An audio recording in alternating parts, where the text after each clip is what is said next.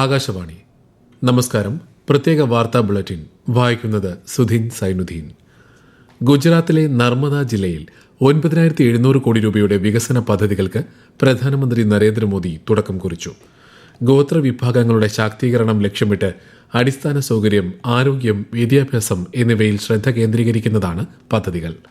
ഗോത്ര നേതാവും സ്വാതന്ത്ര്യ സമര സേനാനിയുമായ ഭഗവാൻ ബിർസ മുണ്ടയുടെ 150ാം ജന്മവാർഷികാഘോഷത്തോടനുബന്ധിച്ച് ജൻജാതീയ ഗൌരവ് ദിവസ് ആഘോഷത്തോടനുബന്ധിച്ചാണ് പദ്ധതികൾ ആരംഭിച്ചത്. അമേരിക്കയിലെ ഇന്ത്യൻ കോൺസുൽ ജനറൽമാരുടെ സമ്മേളനത്തിൽ വിദേശകാര്യമന്ത്രി എസ് ജയശങ്കർ അധ്യക്ഷത വഹിച്ചു. ഇന്ത്യ US ഉഭയകക്ഷി സഹകരണവും ഇന്ത്യൻ പ്രവാസികളുമായുള്ള ഇടപെടലും സമ്മേളനത്തിൽ അവലോകനം ചെയ്തു. ന്യൂയോർക്കിൽ നടന്ന യോഗത്തിൽ യുണൈറ്റഡ് സ്റ്റേറ്റ്സിലെ ഇന്ത്യൻ അംബാസിഡർ വിനയ് ഖ്വാത്രയും പങ്കെടുത്തു.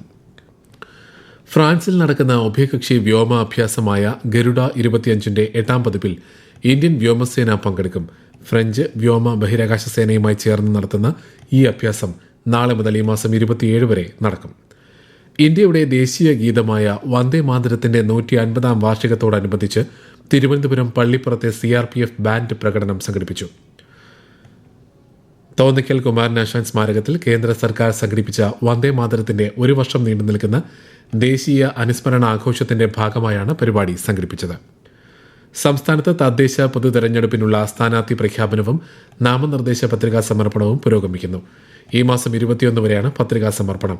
അടുത്ത മാസം 9, 11 തീയതികളിൽ 2 ഘട്ടങ്ങളായാണ് വോട്ടെടുപ്പ്. 13-ന് വോട്ടെണ്ണൽ നടക്കും. തദ്ദേശ പൊതു തെരഞ്ഞെടുപ്പ് പ്രചാരണത്തിൽ മാതൃകാ പെരുമാറ്റച്ചട്ടം പാലിക്കണമെന്ന് സംസ്ഥാന തെരഞ്ഞെടുപ്പ് കമ്മീഷൻ. ജാതി, മത, വംശ, സമുദായപരമോ ഭാഷാപരമോ ആയ സംഘർഷങ്ങൾ ഉളവാക്കുന്ന ഒരു പ്രവർത്തനത്തിലും രാഷ്ട്രീയ കക്ഷികളോ സ്ഥാനാർത്ഥികളോ ഏർപ്പെടാൻ പാടില്ലെന്ന് കമ്മീഷൻ നിർദ്ദേശിച്ചു. തീവ്ര വോട്ടർ പട്ടിക പരിഷ്കരണം നടപ്പിലാക്കുന്നതിന്റെ ഭാഗമായി സംസ്ഥാനത്ത് എന്യൂമറേഷൻ ഫോം വിതരണത്തിന്റെ 12ാം ദിവസമായ ശനിയാഴ്ച വൈകിട്ട് 6 മണിയോടെ 2.5 കോടിയിലധികം വോട്ടർമാരുടെ കയ്യിൽ എന്യൂമറേഷൻ ഫോം എത്തിയതായി മുഖ്യ തെരഞ്ഞെടുപ്പ് ഓഫീസർ അറിയിച്ചു. മണ്ഡല മകരവിളക്ക് മഹോത്സവത്തിനായി ശബരിമല ക്ഷേത്രനട നാളെ തുറക്കും. ശബരിമലയിലേക്കുള്ള എല്ലാ പ്രധാന പാതകളിലും സേവനം ലഭ്യമാക്കിയതായി ആരോഗ്യവകുപ്പ് അറിയിച്ചു. തിരുവിതാംകൂർ ദേവസ്വം ബോർഡ് പ്രസിഡന്റായി മുൻ ചീഫ് സെക്രട്ടറി K. ജയകുമാറും ബോർഡ് അംഗമായി K. രാജുവും ചുമതലയേറ്റു. K. ജയകുമാർ മലയാളം സർവകലാശാല വൈസ് ചാൻസലറുടെ ചുമതലയും വഹിച്ചിട്ടുണ്ട്. K. രാജു മുൻ മന്ത്രിയാണ്. കൈറ്റ് സംസ്ഥാനത്തെ പൊതുവിദ്യാലയങ്ങൾക്ക് വേണ്ടി നടത്തിയ എന്റെ സ്കൂൾ എന്റെ അഭിമാനം റീൽസ് നിർമ്മാണ മത്സരത്തിലെ പുരസ്കാര ജേതാക്കൾക്കുള്ള അവാർഡുകൾ വിതരണം ചെയ്തു. കൈറ്റ് വിക്ടേഴ്സിന്റെ ആഭിമുഖ്യത്തിൽ സംരക്ഷണം ചെയ്യുന്ന ഹരിത വിദ്യാലയം റിയാലിറ്റി ഷോയ്ക്ക് അപേക്ഷ നൽകേണ്ട തീയതി ഈ മാസം 20 വരെ ദീർഘിപ്പിച്ചു. 56ാമത് ഗോവ ചലച്ചിത്രമേളയോടനുബന്ധിച്ച് ഐനോക്സ് പനാജി, ഐനോക്സ് പോർട്ട് ബോറിംഗ് തുടങ്ങിയ വിവിധയിടങ്ങളിൽ സിനിമകൾ പ്രദർശിപ്പിക്കുമെന്ന് ഗോവ മുഖ്യമന്ത്രി പ്രമോദ് സാവന്ത്. എല്ലാ വേദികളിലേക്കും സൗജന്യ ഗതാഗത സൗകര്യം ഒരുക്കിയിട്ടുണ്ടെന്ന് കേന്ദ്ര വാർത്താവിതരണ പ്രക്ഷേപണ സഹമന്ത്രി ഡോക്ടർ എൽ മുരുകൻ പത്രസമ്മേളനത്തിൽ അറിയിച്ചു. കൊൽക്കത്ത ക്രിക്കറ്റ് ടെസ്റ്റിൽ ദക്ഷിണാഫ്രിക്കയ്ക്കെതിരെ ഇന്ത്യയ്ക്ക് 30 റണ്ണിന്റെ 1ാം ഇന്നിംഗ്സ് ലീഡ്. ഇന്ത്യയുടെ ആദ്യ ഇന്നിംഗ്സ് 189 റണ്ണിന് അവസാനിച്ചു.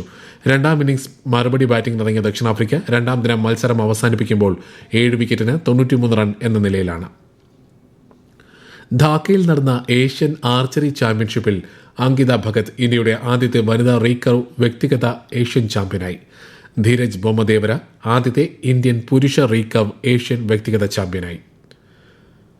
കെയ്റോയിൽ നടന്ന ഷൂട്ടിംഗ് വേൾഡ് ചാമ്പ്യൻഷിപ്പിൽ വനിതകളുടെ 25 മീറ്റർ പിസ്റ്റളിൽ ഇന്ത്യൻ താരം ഇഷ സിംഗിന് വെങ്കലം.